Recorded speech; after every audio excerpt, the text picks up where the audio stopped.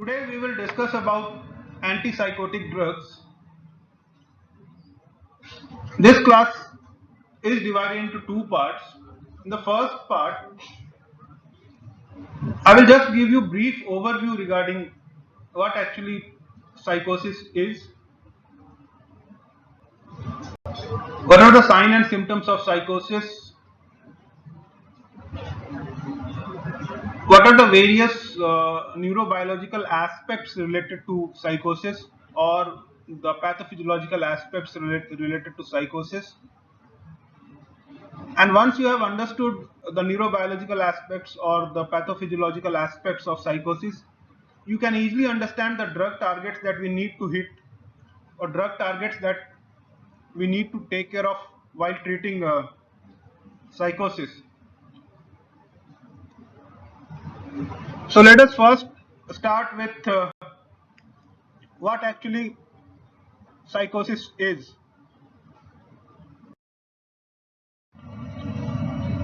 And then we will understand how psychosis is different from neurosis, or what are the different type of psychiatric illness. In the previous classes we have discussed about the affective disorders or the mood disorders. In this class we will discuss about psychosis. Now if you see the word psychosis, this origin is actually from the word psyche, which has actually originated from the Greek word psyche and osis. Psyche means mind or soul, and osis means abnormal condition. So psychosis basically is characterized by the distorted thought process. Now let us understand what actually happens in psychosis. In a psychotic patient, you will observe few important things. One is serious distortion of thought process. The second is distortion of behavior. Third is distortion of perception. Distortion of perception can manifest in the form of hallucination, delusion, and the patient will not be able to comprehend the reality. He will be cut off totally from the reality, from the real aspects of the life. Now if you broadly see the types of psychiatric illness,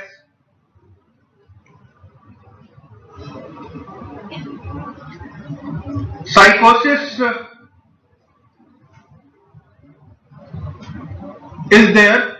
Apart from that, we have already discussed about the mood disorders or the affective disorders, and there is neurosis also. Now what is the basic difference between psychosis and neurosis? In neurosis we have anxiety disorders, obsessive compulsive disorders, OCD, phobias, different types of phobias are there, then post-traumatic stress disorder. The basic difference between psychosis and neurosis is the insight, whether the insight is present or insight is absent. Now what do you mean by insight? Insight means if insight is present, the patient will be aware of his disease. Patient will himself or herself will tell that I need treatment, I am suffering from a particular disease, if insight is present. And if insight is absent, patient will refuse to acknowledge the presence of disease or presence of disorder. He or she will tell that no, I'm okay, I'm perfectly fine, I don't need any treatment. So in psychosis, the insight is absent. Patient refuses to acknowledge the presence of disease. He is not aware of his or her illness, and the patient will strictly deny any sort of treatment. Whereas in neurosis, the insight will be present. Patient will acknowledge that okay, this is the problem with me and I need treatment for this particular problem.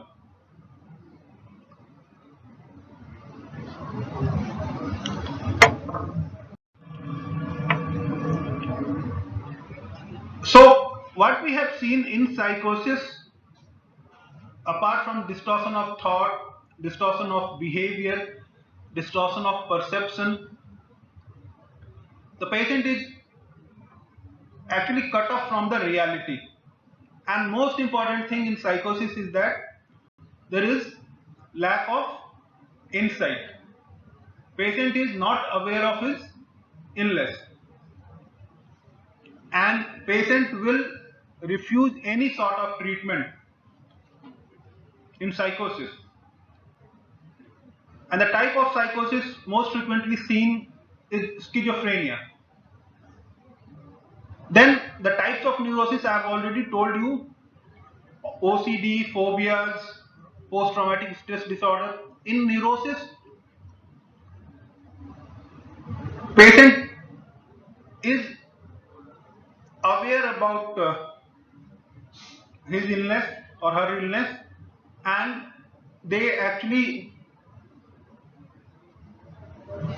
demand the treatment. They will not deny the treatment.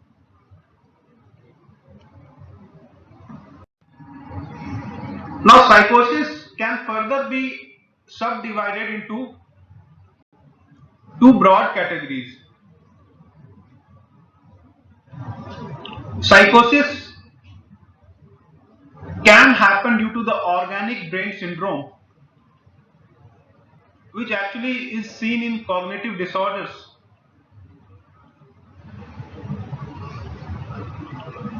So in the cognitive disorders such as Alzheimer's disease, there will be dementia, there might be delirium, and there might be presence of psychotic feature. But mostly in the organic brain syndrome, the thought process or the behavior or the perception are actually not disturbed or not very much disturbed. Whereas in the functional psychosis or in the functional disorders, in contrast to the organic psychosis, there will be serious distortion of the thought process, serious distortion of the behavior and perception.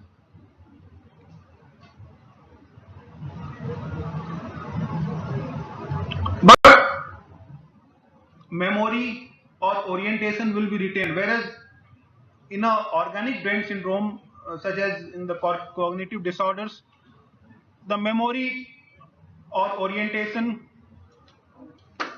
are actually hampered.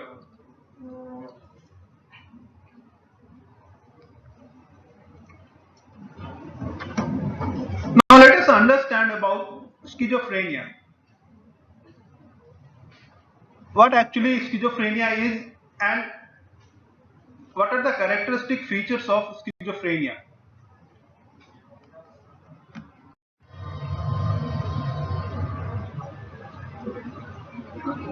Now if you can see here,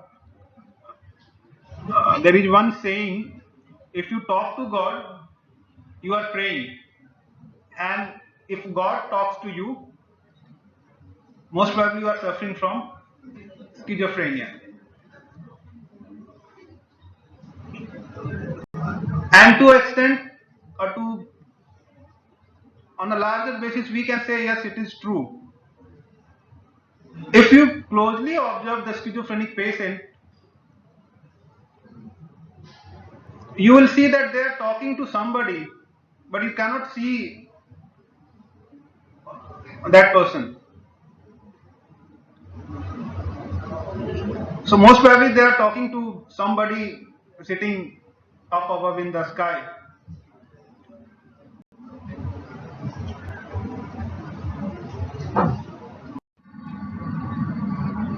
So it's a serious thought disorder.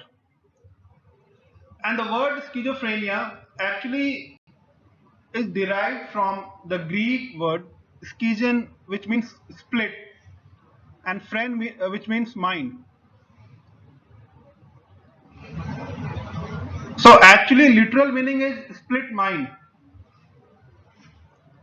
And clinically, if you see the symptoms of schizophrenia, the patient is actually split up, or patient is actually cut off from the reality.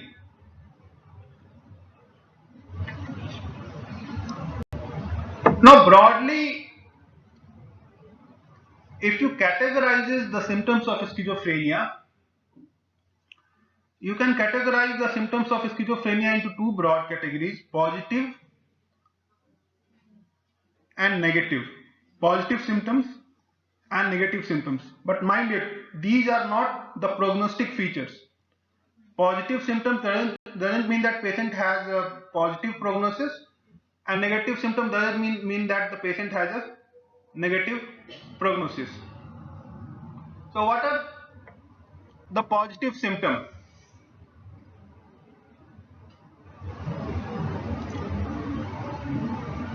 Positive symptoms are actually presence of inappropriate behavior, and negative symptoms are absence of appropriate behavior. Now are you understanding these two terms? Presence of inappropriate behavior and absence of appropriate behavior. If there is presence of inappropriate behavior, such as the positive symptoms are, the patient will have hallucinations. And in schizophrenia, the most characteristic feature that you can notice, patient will have auditory hallucination. He or she will say that somebody is giving me command or instruction in my ear. So auditory hallucination is the characteristic feature of schizophrenia. Apart from that, there can be visual hallucinations. Then there will be delusion. Now I hope you understand the difference between hallucination and delusion. Then there will be serious distortion of the thought process. The patient will come to irrational conclusions about anything or everything, and he or she will think that somebody is controlling himself or somebody is controlling him or her. So these are the positive symptoms of schizophrenia.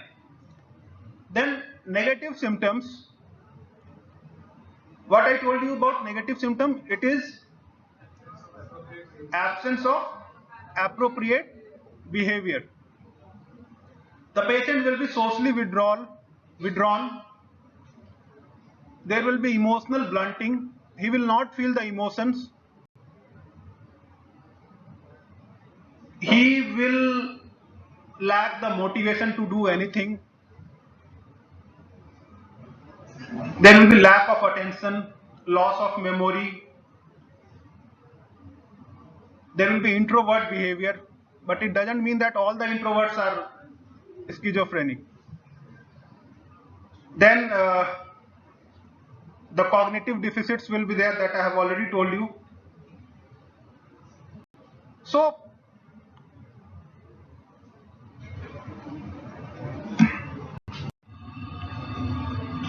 positive symptoms and negative symptoms.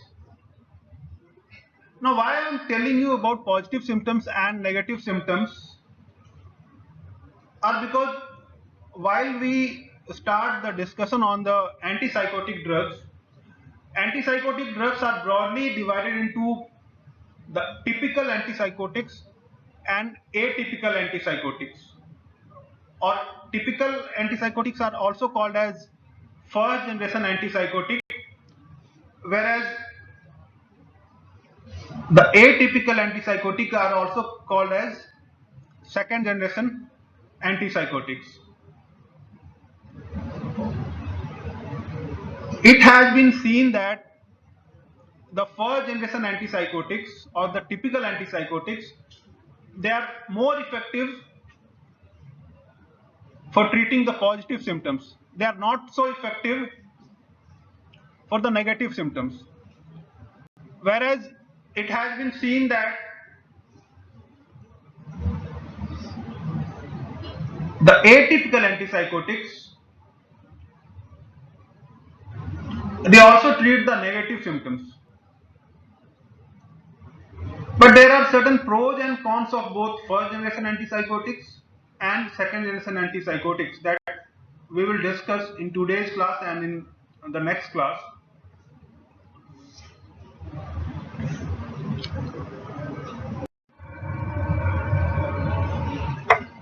This I have already told you that positive and negative symptoms of schizophrenia should not be seen as a prognostic feature.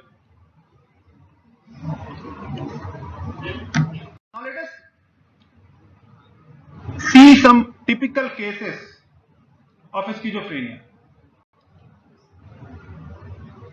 A 30-year-old male patient was brought to the casualty in agitated state. His wife complains that he is agitated, talkative, and keeps on mumbling to himself and does not sleep well at night. When asked about his mumbling, he says that his wife is trying to poison him. Now, just notice the signs and symptoms of the patients. He says that he has been talking to his mother about this and believes that only his mother can save him. But the thing is, his mother has already died 10 years ago. Now, what are the characteristic features that you are noticing here?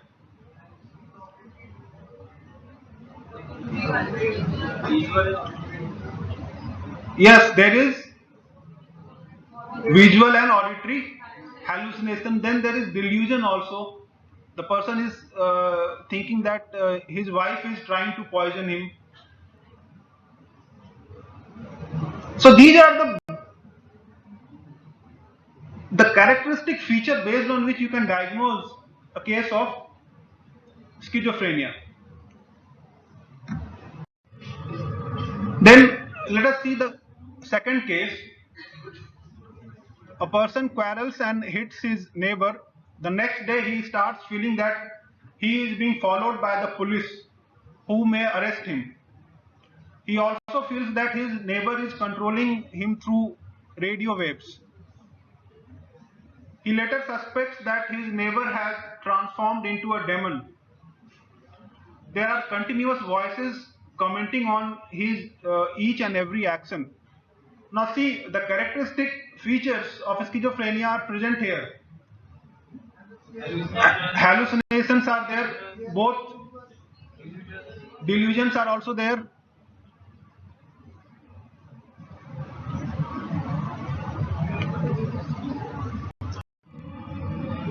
So these are basically a type of paranoid schizophrenia.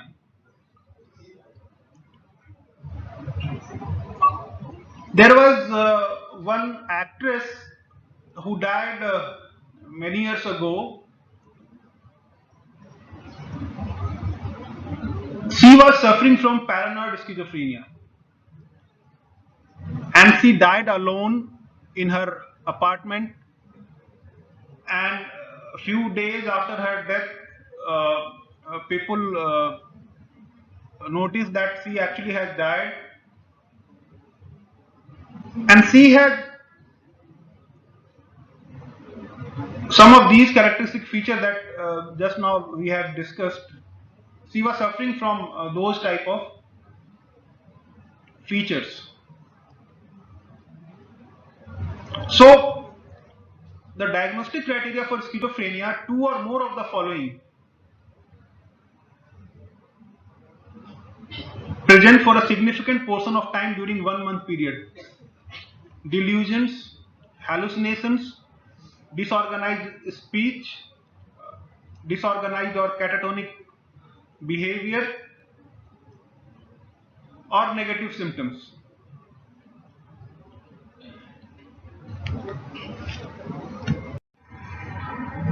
And pathogenesis we are not very much aware of, but whatever we know about its pathogenesis we will discuss, and based on that pathogenesis we will try to discuss the pharmacological aspects or the treatment of schizophrenia. But the bad thing is that the onset of schizophrenia mostly happens during late years of teenage or in early 20s, and this is the most unfortunate part, because if patients suffer from schizophrenia in that particular period, then it becomes very difficult for the person to recover and to resume his normal life. There is a genetic predisposition, multiple genes are involved, and approximately 1% of the world population is affected by schizophrenia.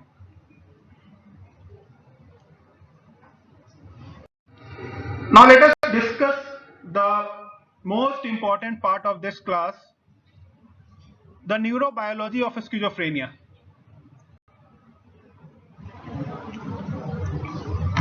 There are some hypotheses that we will discuss,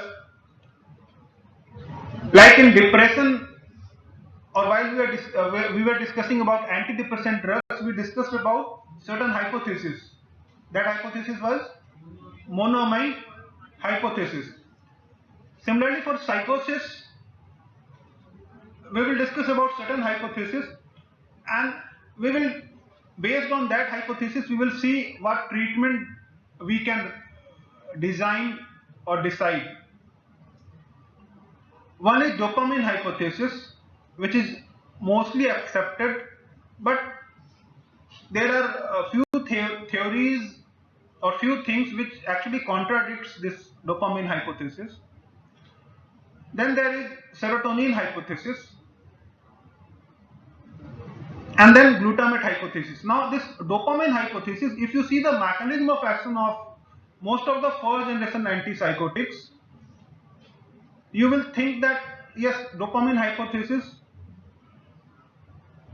is correct. But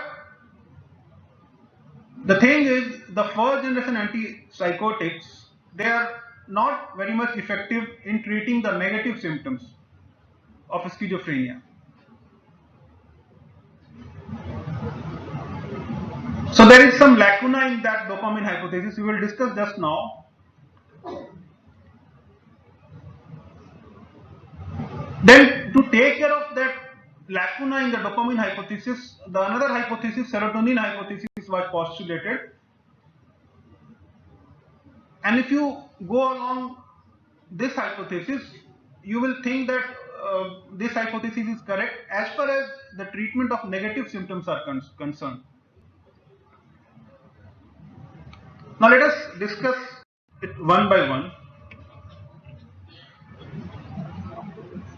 According to dopamine hypothesis, schizophrenia is caused by excessive dopamine activity in the brain.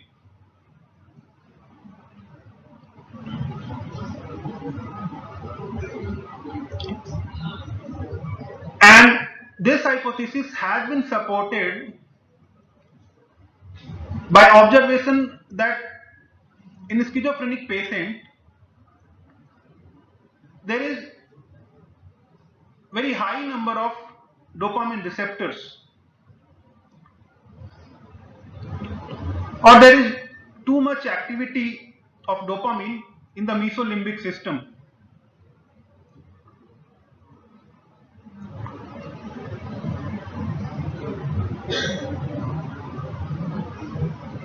And there are certain drugs which increases the activity of dopamine. For example, amphetamine, cocaine, and by increasing the level of dopamine, they actually produces positive symptoms of schizophrenia, or symptoms like schizophrenia, particularly the positive symptoms. So these theory actually supports, or these things actually supports that dopamine theory or dopamine hypothesis is correct as far as schizophrenia is concerned.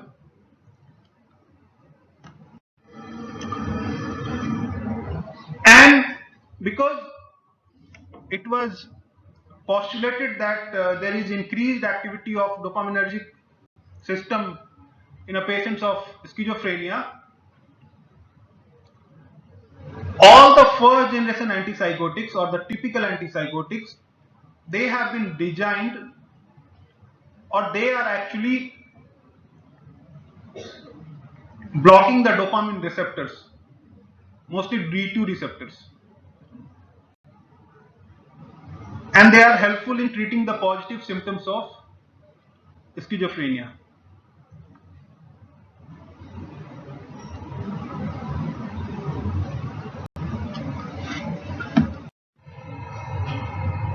Now let us understand, or let us revise some basic physiology, because it will help you in understanding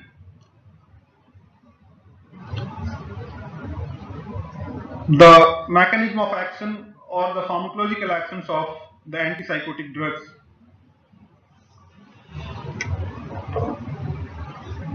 There are four major pathways for the dopaminergic system in the brain. What are those? One is the mesolimbic system or mesolimbic pathway, which is controlling the behavior. Then mesocortical pathway, which is mainly controlling the cognition. Then we have nigrostriatal pathway, which is basically controlling the motor activity. Then we have tuberoinfundibular pathway, which actually inhibits the prolactin secretion.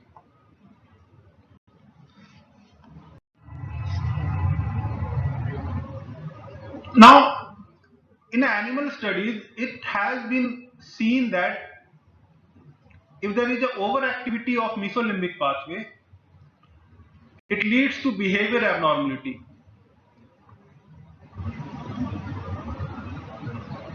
And it has also been seen that overactivity of dopamine in the mesolimbic pathway is actually responsible for the positive symptoms of schizophrenia.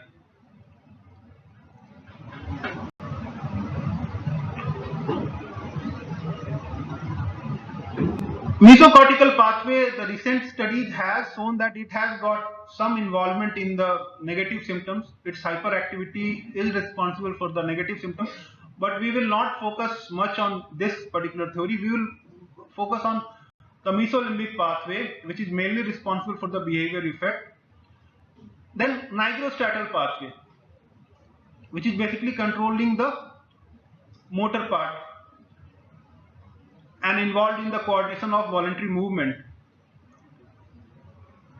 Now see, just observe the minute points. Overactivity of dopamine in the mesolimbic pathway is leading to positive symptoms.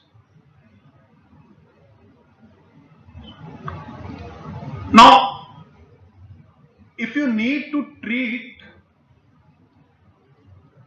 a patient of schizophrenia, or if you need to treat those positive symptoms, you need to target the excessive dopamine in the mesolimbic pathway. You will block the dopamine receptor in the mesolimbic pathway. But those drugs, they will not selectively block the mesolimbic pathway. They will also block the nigrostriatal pathway. They will also block the tuberoinfundibular pathway.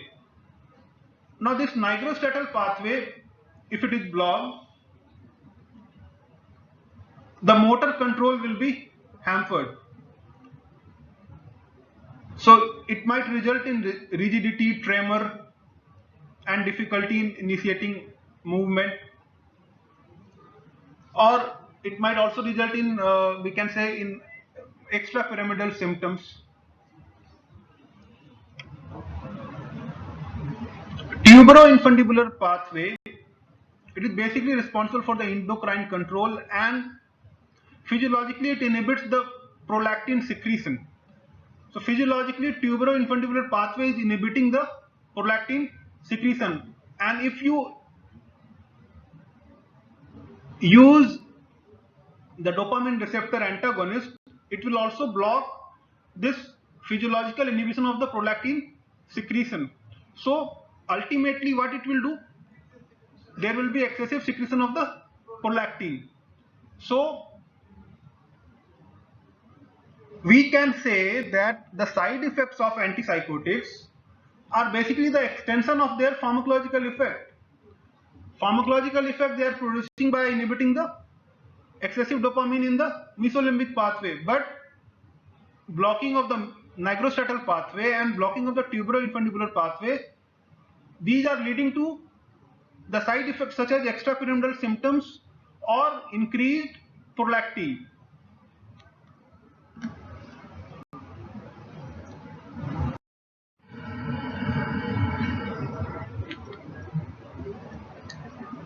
So the mesolimbic pathway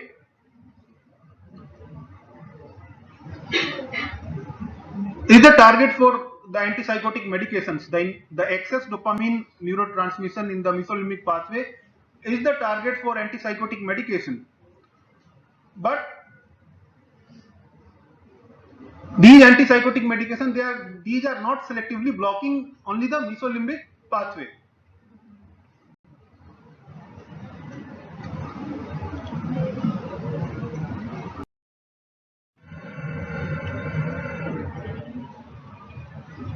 Because the nigrostriatal pathway and tuberoinfundibular pathway, you need not touch them for treating schizophrenia, because in a schizophrenic patient, the nigrostriatal pathway and the tuberoinfundibular pathway, they appear to be normal.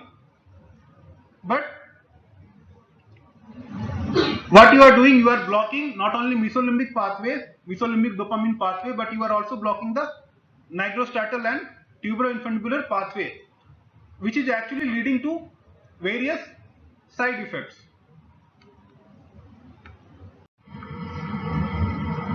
Now tell me, how many types of dopamine receptors you know? 4. So initially there were D1 and D2, then subsequently D3 and D4 receptors were also discovered. D1 and D3 are related, and D2 and D4 are related. So antagonism of D2 receptors are mainly responsible for the mechanism of action of typical antipsychotics. If you see the mechanism of action of the first generation antipsychotic or the typical antipsychotics, we also call them as typical antipsychotics, they have got, or they show preference for D2 receptors compared to D1 receptors. But one thing that you should notice, that we will discuss in detail while we discuss about the atypical antipsychotics. Atypical antipsychotics, they have got high selectivity for the D4 receptors, but they are relatively non-selective for D1 and D2, and they show less affinity for D2 receptors, the non or the atypical antipsychotics. Now till now you must have got basic idea regarding the mechanism of action of antipsychotics.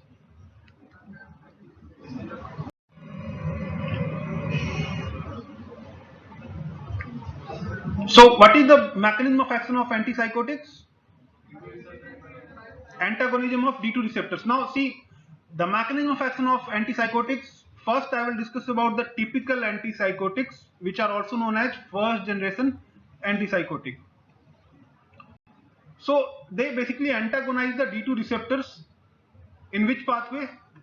In the mesolimbic pathway,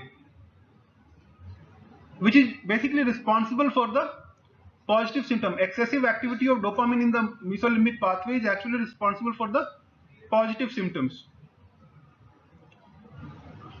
But the thing is, they are not only blocking the excessive dopaminergic activity in the mesolimbic pathway, they are non-selectively blocking all the four dopamine pathways.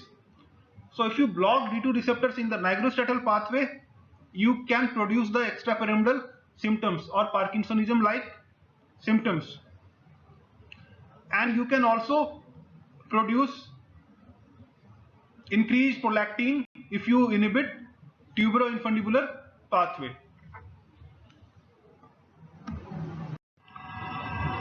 So extrapyramidal side effects are the major side effects of antipsychotic. We will discuss about these extrapyramidal side effects in the next class.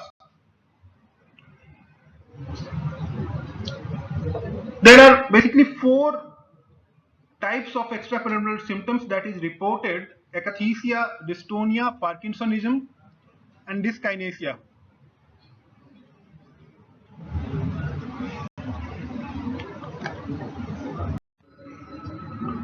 Apart from that, the increased prolactin secretion can manifest as gynecomastia, galactorrhea, amenorrhea in women, gynecomastia in men, impotence in men.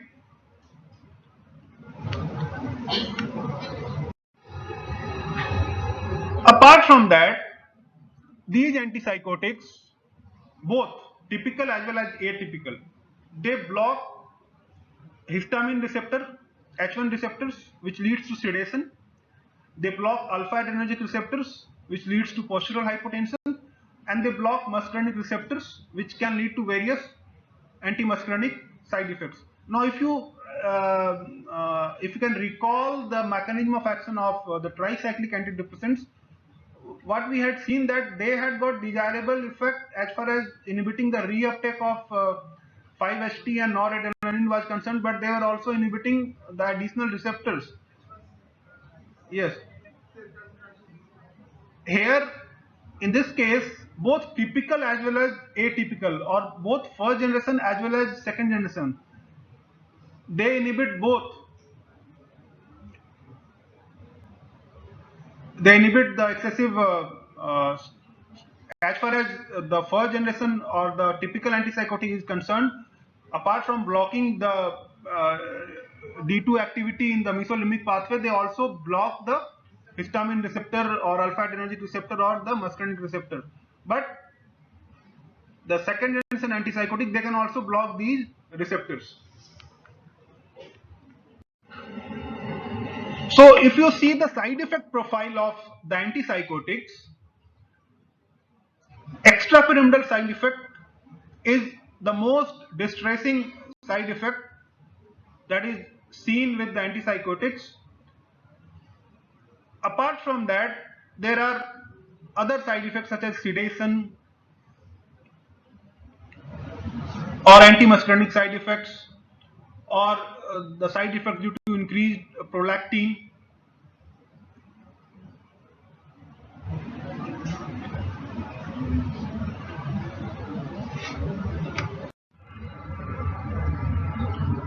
So, what are the basic limitations of typical antipsychotics? See, the basic limitation is, first thing is that they are mainly relieving the positive symptoms, or they are mainly treating the positive symptoms. Patients with negative symptoms, they respond very poorly to the typical antipsychotic, because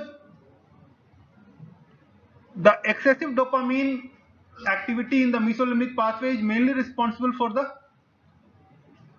positive symptom. For negative symptom, something else is responsible. We are not very much aware, or we are not fully explaining uh, the negative symptoms through the dopamine hypothesis. Then, apart from not being able to treat the negative symptom effectively, there is the chances of extrapyramidal side effects, and the other side effects are there. And 20 to 40% of the cases, they do not respond, or they are refractory to the typical antipsychotics. And because of the high rate of adverse effects, the non-compliance rate is very high.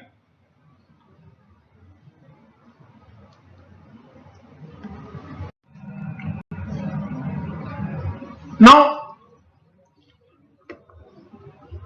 what are the shortcomings of dopamine hypothesis that you have noticed till now? Two major shortcomings we can say. If we go along, or if we follow the dopamine hypothesis, and if we design the drug as per dopamine hypothesis, what we are noticing that we are not fully treating the negative symptoms of schizophrenia. And the second thing is that we are not treating the majority of patients. 20 to 40% of the schizophrenic patients are not responding to the typical antipsychotic. They are resistant to the typical antipsychotics.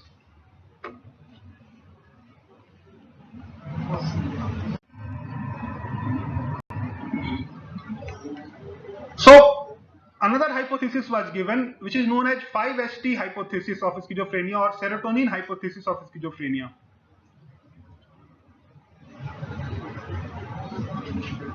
It says that if we block the 5-HT receptors, such as 5-HT2A or 5-HT2C,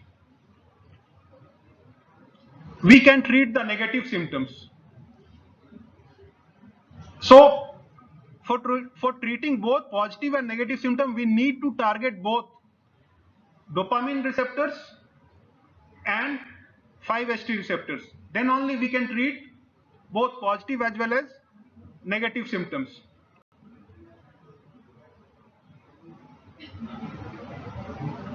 And the atypical antipsychotic, they have been designed to antagonize the 5-HT receptors also. They also antagonize the dopamine receptor, but they have got less affinity for dopamine.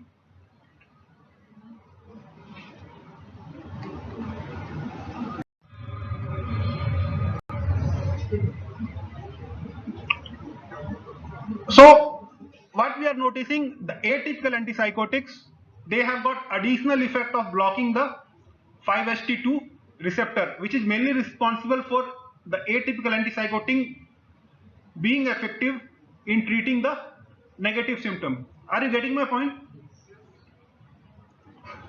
So broadly, we can, one theory which is not absolutely correct, but to an extent it is correct. Typical antipsychotic, because of their D2 antagonism, they are responsible for treating the positive symptom, and atypical antipsychotic, because of their 5-HT2 antagonistic action, they are responsible for treating the negative symptom.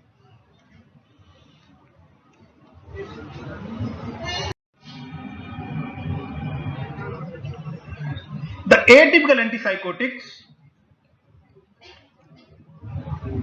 they have got high affinity for 5-HT2 receptors, and they also block the dopamine receptors, but they block other types of dopamine receptors, mainly, for example, D3 or D4. And they have got low affinity for D2 receptors. Now, because they have got low affinity for D2 receptor, one good thing is that they have got less chances to cause extrapyramidal side effect. Blocking of D2 receptor in the mesolimbic or in the nigrostriatal pathway was leading to extrapyramidal side effects. So these atypical antipsychotics, what they are doing, they have got less affinity for D2 receptor, more affinity for D3 or D4 receptors, and they have got high affinity for 5-HT2 receptor antagonism. So we can say that the typical antipsychotic, they mainly block the D2 receptors in the dopamine pathways, and because they block the D2 receptor in the mesolimbic pathway, they mainly treat the positive symptoms. But typical antipsychotic, they are not able to treat the negative symptoms because they are not targeting the 5-HT2 receptors. Atypical antipsychotic, because they target 5-HT2 receptors, plus they have got affinity for D3 or D4 and also D2 receptor to a less extent, they can treat both positive as well as negative symptoms. Because they have got less affinity for D2 receptors, I'm talking about the atypical antipsychotic, because they have got less affinity for D2 receptors in the mesolimbic, in the nigrostriatal pathway, the chances of extrapyramidal side effect are less. Then what we had seen, that we do not get desired response, or most of the cases treated with typical antipsychotic, they are refractory to the treatment. But the atypical antipsychotics, they are useful in those cases who are not responding to the typical antipsychotics also. So they are useful in refractory cases also.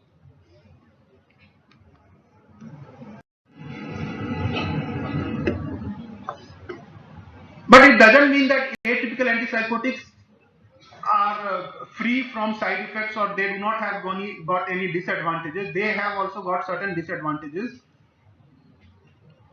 But the good thing is that they are effective in the treatment resistant cases, or they are effective in the resistant cases. They are effective in treating the positive as well as negative symptoms. And the chances of extrapyramidal side effects are less.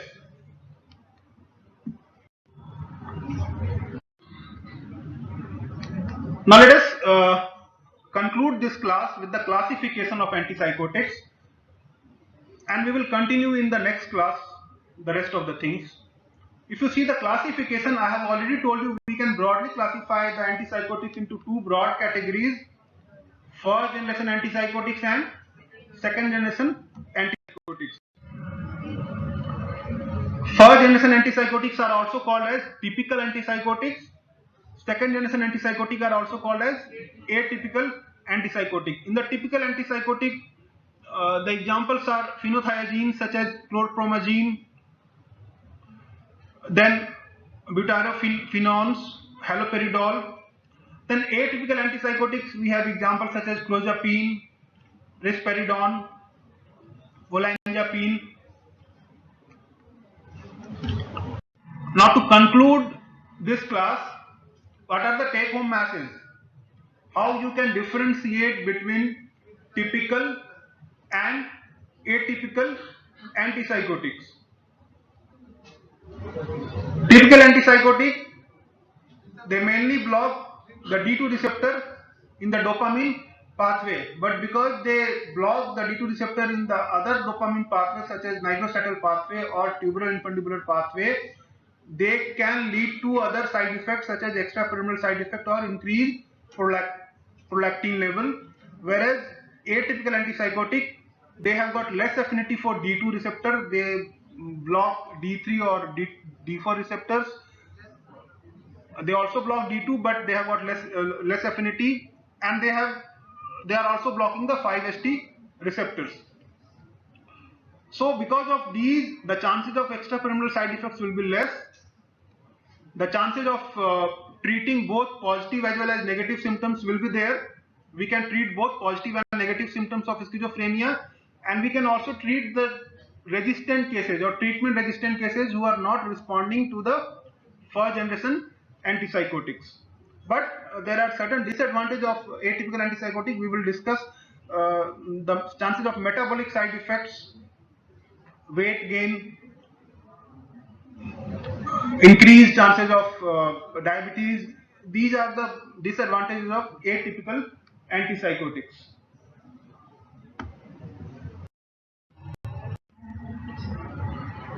So with this, I will conclude this class and I will continue the discussion in the next class. Thank you.